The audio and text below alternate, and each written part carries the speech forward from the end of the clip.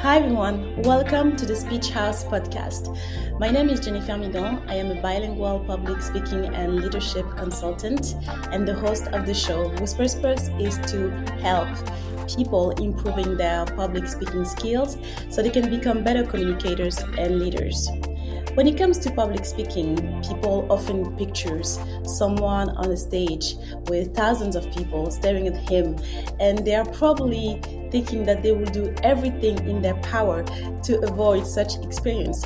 But one of the biggest misconceptions about public speaking is that we do it every day with our spouse or children when we are negotiating for something we really like, at work with our colleagues or with our bosses for that promotion. And when you are an entrepreneur, public speaking and being able to pitch is definitely something that you would like to master. And that's why I am thrilled to have our guest today, David Beckett. David is an international pitch coach who has trained over 2,000 startup and scale-up to win over 450 million in investment. He has also trained over 33,000 professionals in 29 countries at companies such as Booking.com, ING, Tommy Hilfiger, PwC and Netflix, to name a few.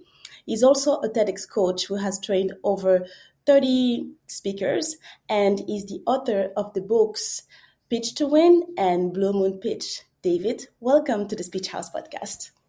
Thanks very much. Very happy to be here. How are you today? Yeah, good. I'm a little cold, but everything else is good. My son's team lost football, but my daughter's won today. So there's a sort of plus and a minus. It's all good. It's a draw, let's say. Okay. Yeah.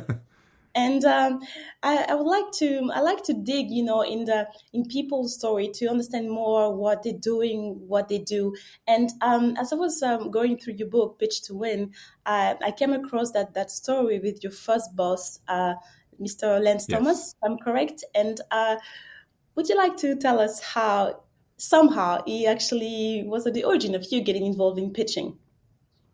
Yeah, so I started working with Canon, the camera company, back in, shows my age, back in 1992. And I was very lucky because Lance had worked in advertising for 20 years. And, Lance was Mr. Pitch. He was the guy who could make a mouse look like an elephant. He was fantastic at telling a big story. And I was completely the opposite. I'd never worked in an office before, so I was quite confused as to what was going on. And after a couple of months, I think he was wondering, what can we get him to do? And we had some people come to the office and visit. And he said, okay, you do the presentation. We have a standard presentation about the company. And he saw that I sort of did it okay, gave me a lot of tips and tools in the following weeks and months. And luckily, it brought something out of me. It seemed to trigger something in me that enabled me to show, okay, this is the kind of person, this is the kind of professional I am or could be. And because he saw that, he then kind of pushed me to make that a kind of a focused skill. And it helped me a lot in the coming years. I worked for Canon for 16 years and went from being a marketing assistant to a country director. And that was definitely one of the skills that helped me make that path and take that journey. That's a great story. And prior to that, were you comfortable with public speaking? I had barely done it. And that's actually something I hear quite often. Excuse me. If you, I've asked lots and lots of people, when was the first time you got public speaking training? And most people say either at university or at their first or second job. And I didn't get any training in it at all at university. It was never a topic, actually. And in my first couple of jobs, nobody talked about it.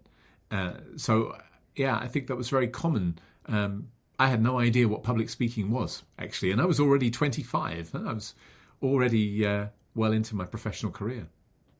It's quite interesting because I did my university in the US, and one of the things that was really standing out for me was that everyone had to take a public speaking class, regardless of what you wanted to do, whether you wanted to be a rocket scientist or politician, you had to take that class. And I think it Wow. really helped, like you said, because most people actually, and in France, the experience that we have with public speaking is usually when we are little and we have to, say by heart poetry.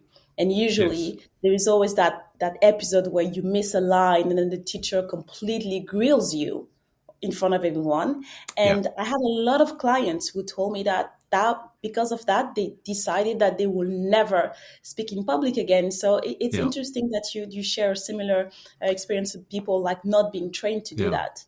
And I see it with my kids. If I could do a TED talk, if I could ever do a TEDx talk, it would be on the topic of why don't we teach young people public speaking before they get terrified of it? And Yeah.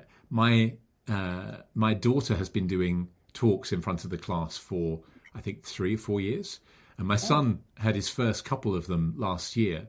And oh, after the first one, the second one was coming up, and we were talking about it, and he just burst into tears oh, talking yeah. about the preparation out of nowhere. And I asked him why, and he said exactly the thing.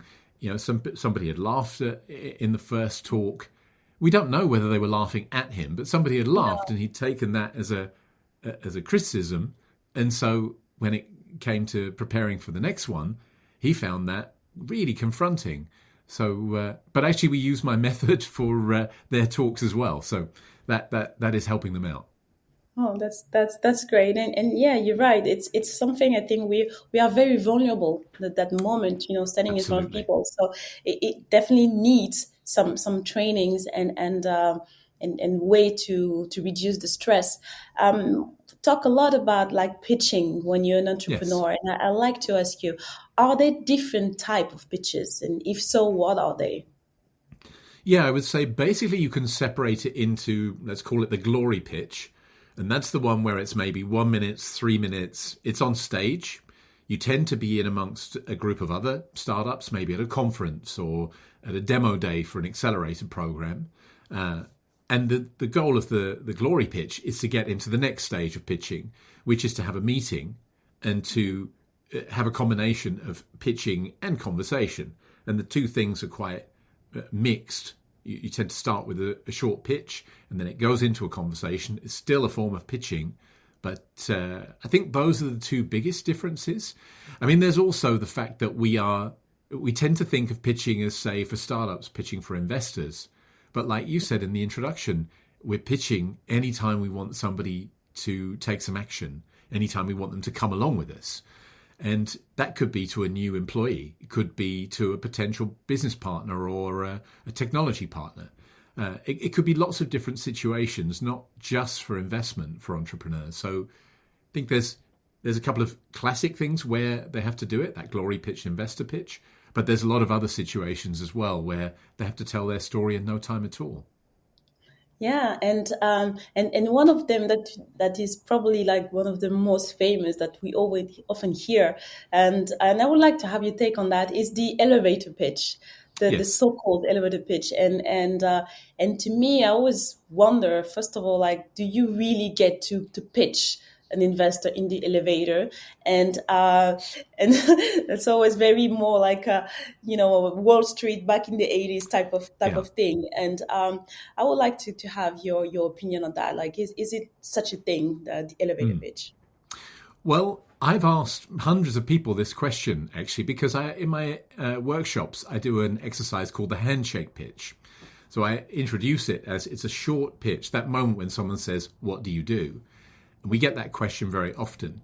And people Yes. immediately think of the elevator pitch. But I've asked actually thousands of people, have you ever pitched in an elevator?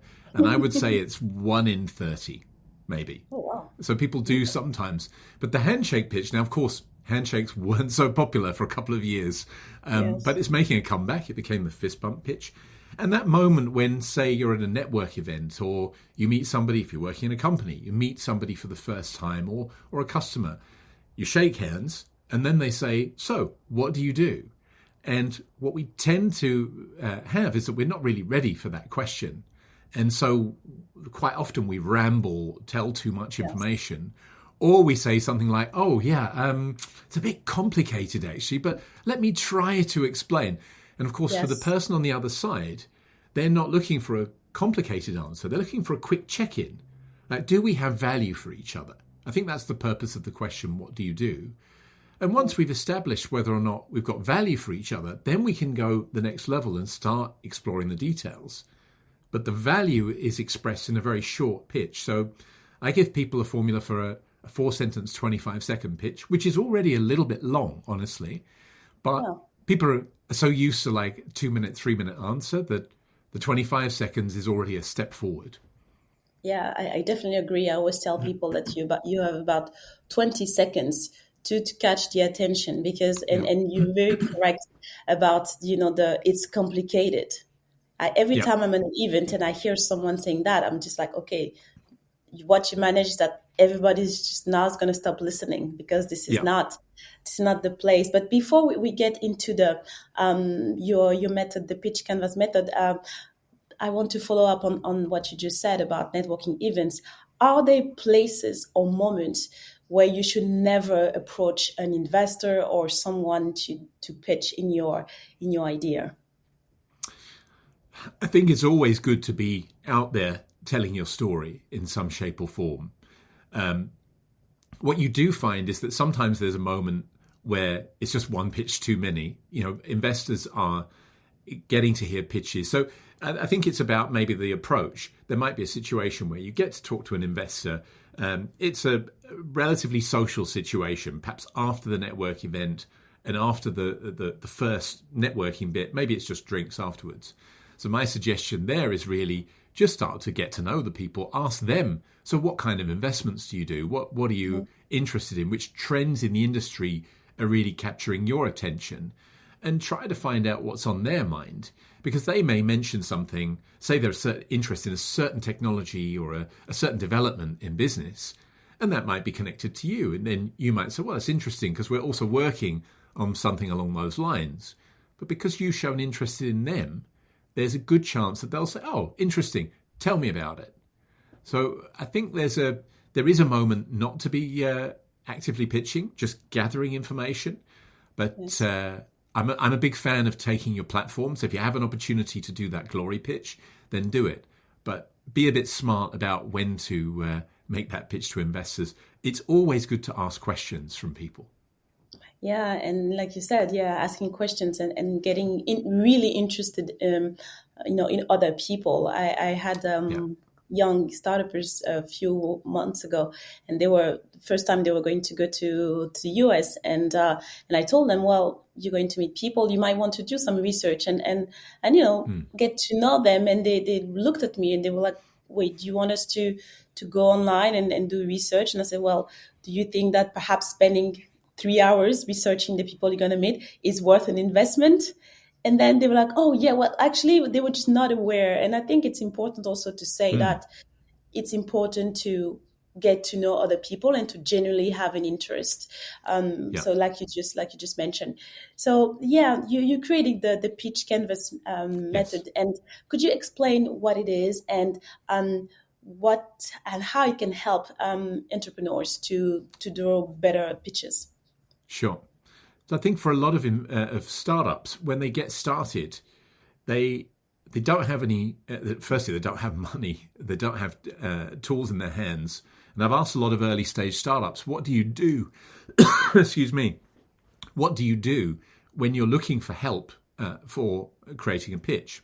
Quite often, what people say is they go on YouTube. They maybe watch a couple of Y Combinator videos, a couple of other things, but at a certain moment, they feel like they've got bits and pieces, but it's really difficult to know what to do. And they just start making a slide deck. And as a result of that, what tends to happen is it gets a bit random. And so you just have to go through the process of pitching and finding out what's going wrong. My idea with the pitch canvas was to give them a basis to get started with. And the way I developed it was I spoke to investors to find out, what do you want to hear? What do you need to know from startups? And of course, working with startups, what do you want to tell? And ideally, these two things are meeting. So that working with the pitch canvas doesn't mean you'll get an investment. No pitch means that. But what it does mean is that you're talking at the level that they're interested in. You're talking about the topics that they're interested in. So what's interesting is that the investors are not interested in what the startups are interested in. Startups want to focus on product because that's what they're working on. But for the investors, that's really just the starting point. And the pitch canvas runs through 11 pieces of content, which follows the way that the investors are thinking. Yes.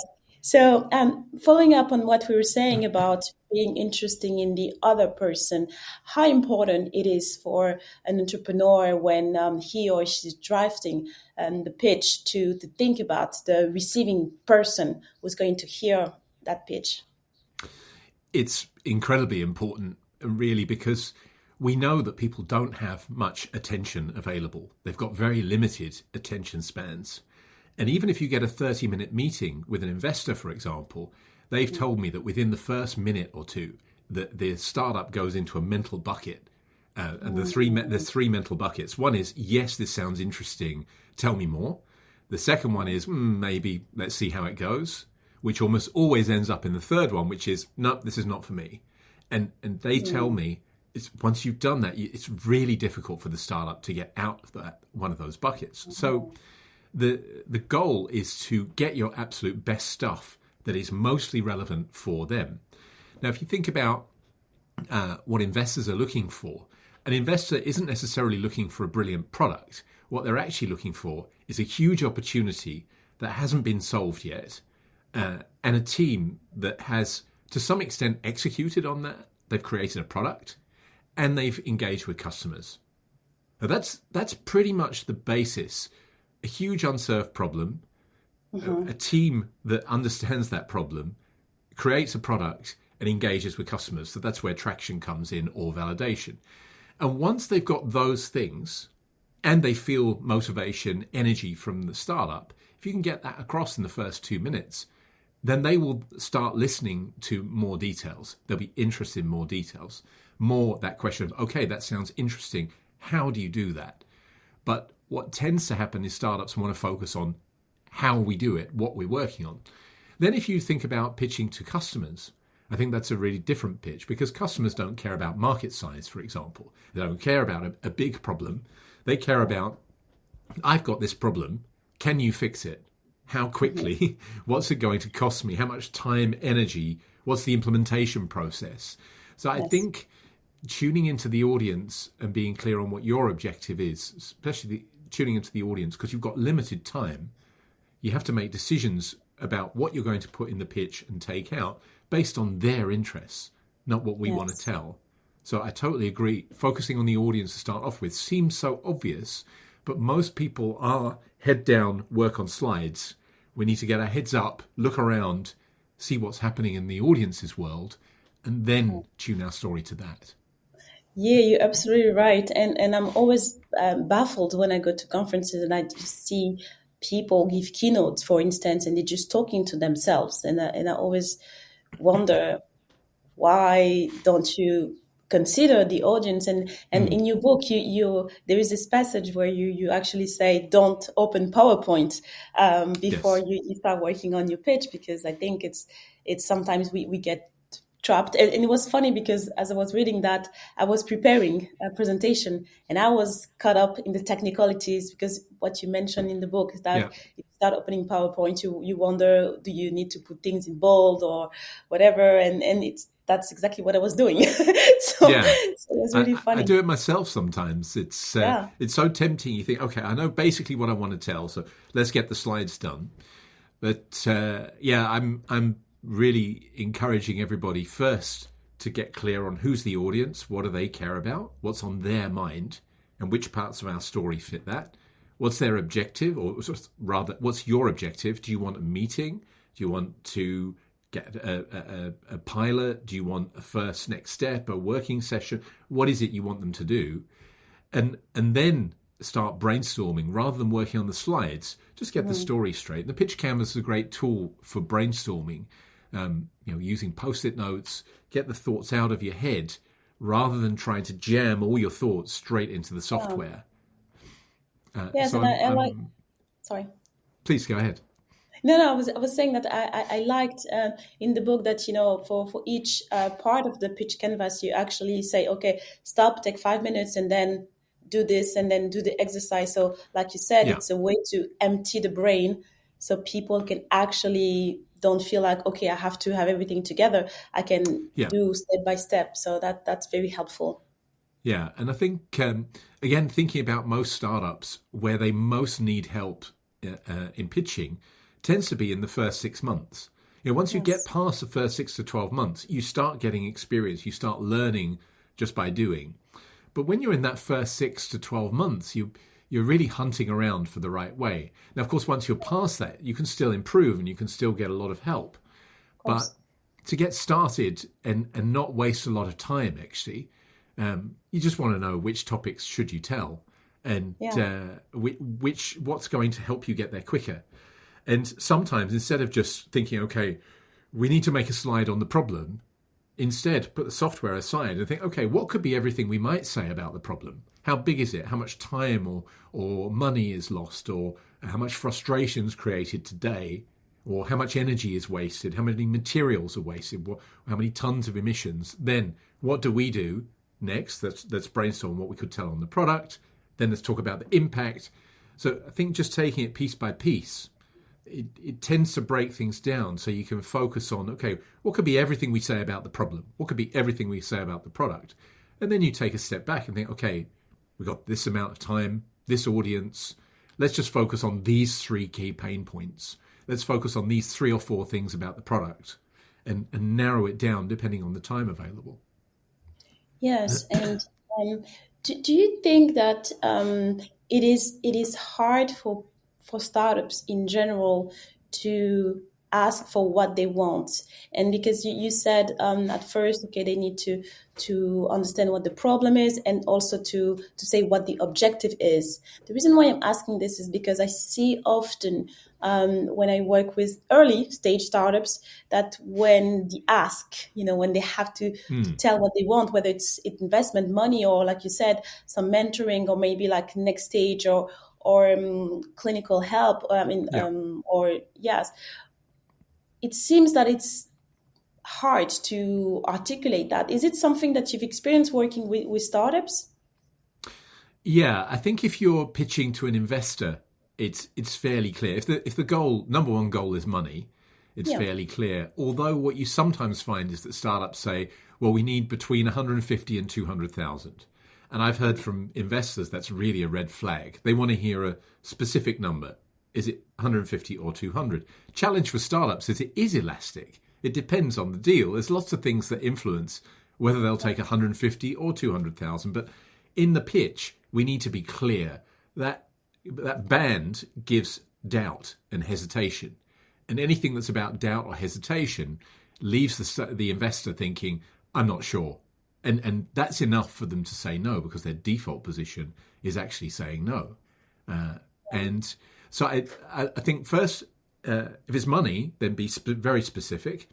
If it's not money, if it's more like help or advice, I think it's helpful to remember that people really like giving help. They really like making introductions. They really like it if you say, could we get an introduction in, say, this part of retail to this kind of role? And people like to come up afterwards and say, hey, I know someone in this company. Oh, maybe I can connect you, and that's fine. Feed that desire from people and give them an opportunity to help, because people like to help, actually. If they can, they will. Yeah, that's a great point.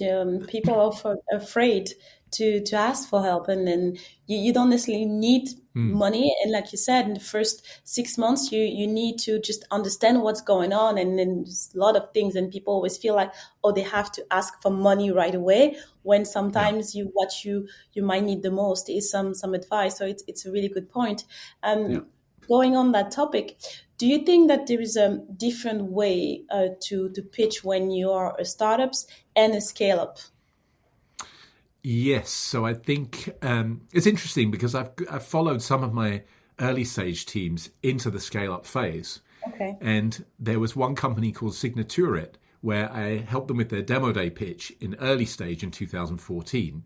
And then they had another pitch in 2018, which was more a scale up pitch. Yeah. And I had videos of the two, and I coached them on both of them. But then I took a step back and said, okay, what do you see as the basic differences? And what you see clearly is, for example, in an early stage pitch, I think you're pitching a pain, a dream, and a team. And there, your personal motivation, your personal story even, can really be a key factor in that. But once you're in scale-up territory, people are a bit less interested in the passion part and the motivation part. They're really interested in traction, proof, customer usage, customer retention, cost of acquisition. They're really metric based. And so it doesn't mean that a story doesn't matter. I mean, for example, I coached a team called PwC recently. He's been going 10 years. It's all about the sharing economy. He's now got 1 in 4 households in Amsterdam on his platform, and they are sharing things like tools or toys or all sorts of things instead of buying new things. But they've been going 10 years, and finally they're really scaling up fast. I think his personal story, why didn't he give up, is highly relevant. Equally, for a lot of companies, once if you've been going 3, 4, 5 years and you're starting to get 1 or 2 million ARR, people are really interested in your metrics and then where are you going? How will you grow? Rather than, and also very focused on competition. Whereas in early stage, competition's important, but you really need to focus on what is it that you're working on, the value that you're delivering. And so there's a lot of differences between the early stage and the scale-up pitch. Some of the topics might be similar, but the focus, how much you would tell. I mean, one more thing on that. For Signaturit, in the early stage, we were trying to convince everybody that the pain was there. But if you've got customers, that's the proof. So you don't need to convince people. You just need to show that people are buying it. So we spent ages on the pain in a 7-minute pitch in 2014. But in 2018, it was like 4 sentences, 5 sentences. Then customer, customer, customer. This is what they're doing. This is why they love it. This is how we're getting more customers. So it was very different in terms of how much we talked about certain topics as well as which topics we talked about.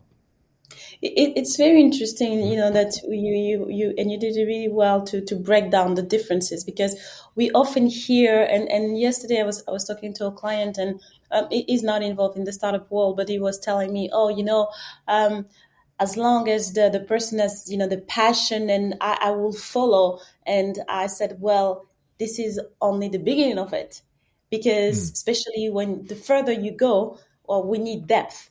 It's important to have depth, and that's what you were mentioning. The passion story is important, maybe at the beginning, but as you're going on your scaling up journey, definitely there is a need for more depth and traction and proof that your solution is working.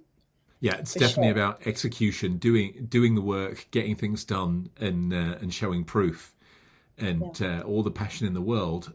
The passion helps you to do those things. That's for sure. If you're genuinely focused. I mean, that guy from PwC, for example, that I just mentioned, I asked him, why didn't you give up?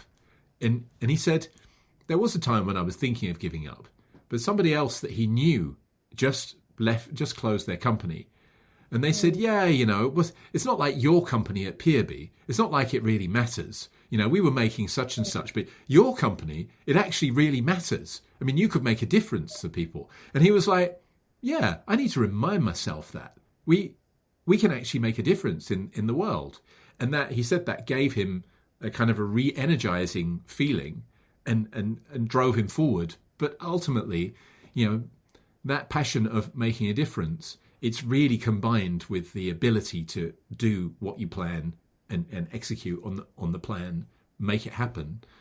But the passion story can make a difference. But like you say, the further you go, the more depth people are looking for. Oh, that's a great story. It's sometimes, all you need is, and that's why it's important, you said, okay, people like to help. Sometimes we tend to forget because everything around tries to, divide us and make us think that we all hate each other, when actually that we like to help each other. Absolutely. And sometimes, like you said, a conversation like this actually gives you the extra push to keep going, and then it actually turned out to be a good success story. So it's also good to remind us this kind of things. Do you, you've been working in 29 countries and coached Yes. over 30,000 people. And have you noticed common things when it comes to public speaking, common traits that people share regardless of their culture, background? Yeah, so you do see some differences. I've coached in Asia, in America, in Europe. My 30th country is coming up, actually, and Tunisia will be the 31st, so that's Oh, also coming wow. up. But I would say the common things are very simply that people want to focus on the details of what they're working on. Doesn't matter whether that's America, Asia, Taiwan, or Netherlands, where I'm living. Because we work on something day in, day out, that's what we want to talk about. So and yet when you're in the position of the listener, you're rarely convinced by the seventh detail. You're normally convinced by two or three details. So I think that's one thing. Other things are that people consistently overestimate time, and time means something different for everybody. And unfortunately, or fortunately, time is so incredibly precious. So we need to respect people's time and get to the point as quickly as we can, whether that's a timed pitch of 3 minutes or indeed a customer meeting, getting the value across as opposed to the process and the history. That's what people are looking for. What's the value as quickly as possible? So I'd say that's a very common trait. And maybe one more thing is really the focus on slides first, creating slides, jamming content into slides. And what I've learned from these 10 years of doing this job is, the slides have a really important part, but it's about key messages, especially when you're presenting, just key messages, easy to process visuals, icons, one or two keywords, one headline, and not much more. Whereas the world over, people are jamming information into PowerPoint. And that's understandable, Start typing on any template in PowerPoint and hey presto, bullet points come up. Look at any template in any large company, it's jammed with bullet points. So the goal is to take a step back and ask, why am I putting slides up there? And tune into that, thinking about the audience. So I would say those are three big common things, focusing on product, time, and jamming slides with information. And of course, that's my job to help them come out of that and raise their level. Yeah, and that's a big one. The jamming jamming content on the slides is a big thing. And I always tell Yeah, people, when you do that, you lose the audience, because what do you do when you see something on the screen? You read it, and yeah, while you're reading, they're not listening to you.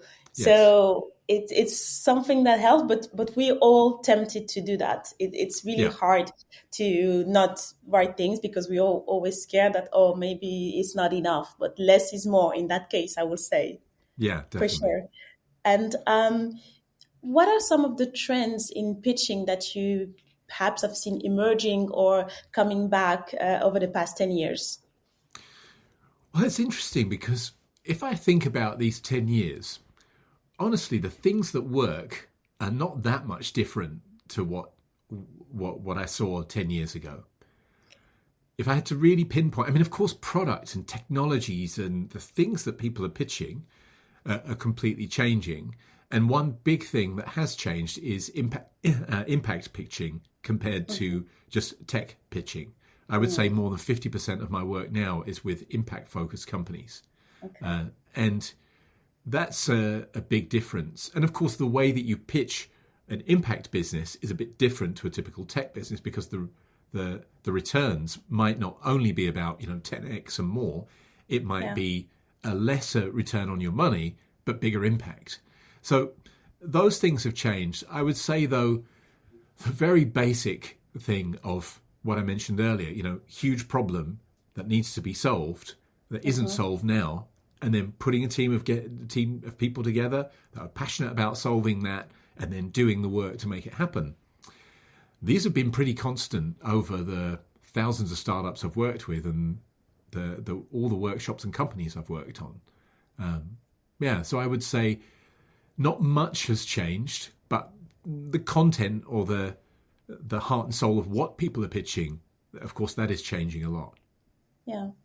Interesting. And you also a TEDx coach, and I Yes. like to talk about this a bit. And do you see differences or similarities when you are coaching for TEDx speech and versus a startup pitch?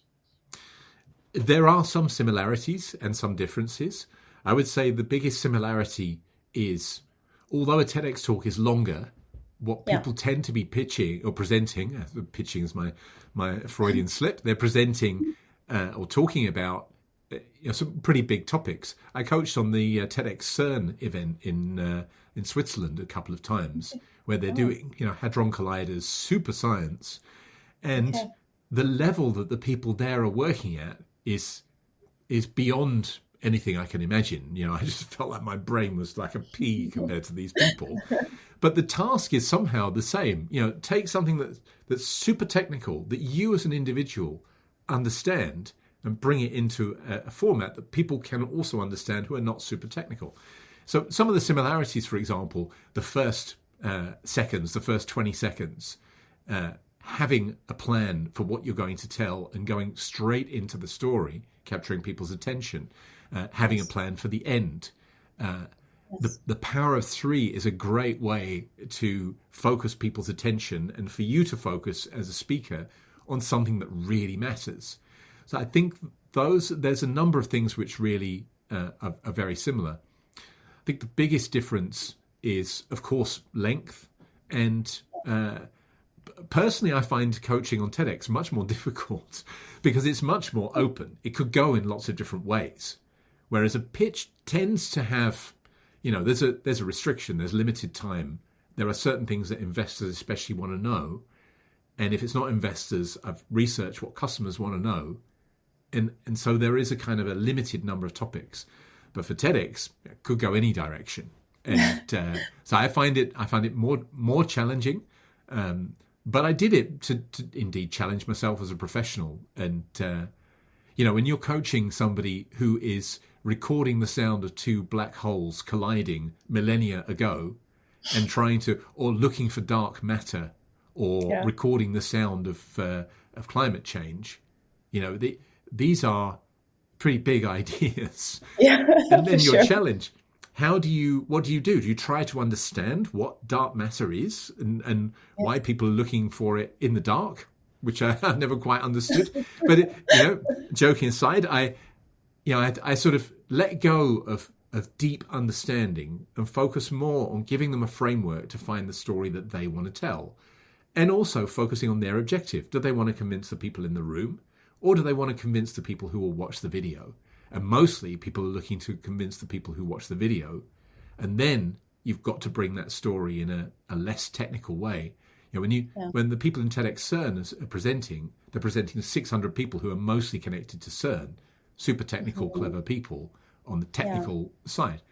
But you and I are watching that with our backgrounds. We could be inspired by some of the things they bring in, but not by the deep technology around it, more the result. So that's where the task comes in. So, it's a fascinating task to do that. Good as a professional to be challenged with that. But pitching is really my number one thing that I focus on, that I do every day. But I love to help those people tell their story on TEDx as well. That's great. I work with several speakers for TEDx, and you're absolutely right about you can go anywhere.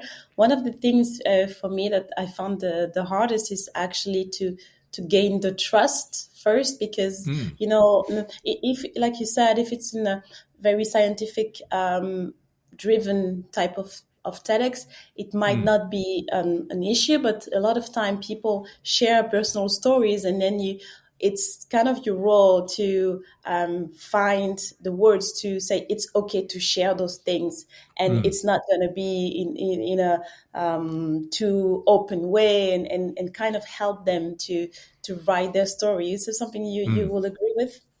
Yeah, definitely. And I I think trust, especially where you're working, probably you had the same thing with those TEDx events. It's quite a long task. You meet them 3-4 times over a long period, some months, and then meet them the day before. And it's pretty intensive. I mean, for them, it's the talk of their life. It's going to be filmed. Sure. It will be on YouTube. And whatever happens, that is going to be lasting for the rest of their life from that moment they're a TEDx speaker. And people will always say, so send me the link. And if it doesn't go well, you've missed an opportunity. But if it goes well, it's fabulous. So yeah, trust, telling your personal story, which is a key part of TEDx, I think, and being able to bring that story. It's their goal, but it's also our task to help them do that. Yeah, and so we talked about, you work with over 2,000 startups and scale-up, and I wonder, you also have your business, of course, but I wonder, do you ever feel the itch to have your own startup yourself, or no? Well, I've had a couple of little forays into that. I joined one startup, and honestly, that didn't go well. I was there for 2.5 months. It was back in 2015. That's another story. But what I did do in 2019, I decided to join a startup program with a goal to explore whether I could make coaching scalable, and also to put myself through what my clients go through. So I joined a small program called Present Your Startup, and I managed to get to the final, and I pitched. I have two aspects of scaling, which is an online academy and a kind of a franchise model for my methodology. And the short version is I managed to win the competition and got into conversations with investors. But I quickly learned that what an investor would want me to do is to build a coaching company with coaches and tools and products and so on. But I'm a coach. I like coaching people. I don't want to make a company that manages people who coach people. So I came to the conclusion that actually that's not me. The thing I love doing is standing in front of people, sitting in front of people, working one-to-one, or helping a group of people in a workshop to do it. I've done my workshop more than 1,100 times in different shapes or forms. And, you can think, wow, that must be so boring. But I love it every single time. It's a different audience, different people with different challenges. And over the years, I've built the tools that I'm pretty certain will help them. And so you go there with a toolkit that you can just open up and bring out the different tools as you go, depending on what they need. And that's such a joy, So, yeah, I've thought about it. What I am going to do is I'm going to be part of an organization which is advocating for big oil to change its policies. It's an organization called Follow This. As of this month, I'm a volunteer there. And I have an idea to be pitching their concept in various conferences and even in startup events. Well, that's a whole other story. But the short version is I love coaching. That's what I'll do. And as long as I'm allowed to do it, I'll keep doing it until I finish work. That's wonderful. And we are wrapping up the interview. And do you have a final advice for entrepreneurs to feel more confident and more comfortable when pitching? Yeah, I think the biggest thing is to go out there and do it. Take the tools that are there. The pitch canvas can help them to get started with the key messaging, and to package your story, and don't be afraid to go out there and tell it. Take an opportunity, go to a network event, talk about what you're doing. Even if you're at very early stage and you haven't really got that much to talk about, you've only got your vision to talk about, then go and do that. What I've found is that verbalizing the story helps you to find the words and the phrases. And even before you've created a product or when you're just in the process of creating, talking about it helps you get clear on what you're trying to achieve. And when you do have a product, or even you're going further down the line, that verbalizing it will help you in communicating it better later down the line. So my advice to anybody in business is go out and take your platform. Any platform you get to tell about what you're working on, take that platform. And doing it again and again will help you find the right words, build your confidence, build your experience so that you're further down the line, then it'll feel like, well, this is normal. I'm always pitching. And once you get to that stage, then it's a good situation to be in. It's a good feeling to do a great pitch.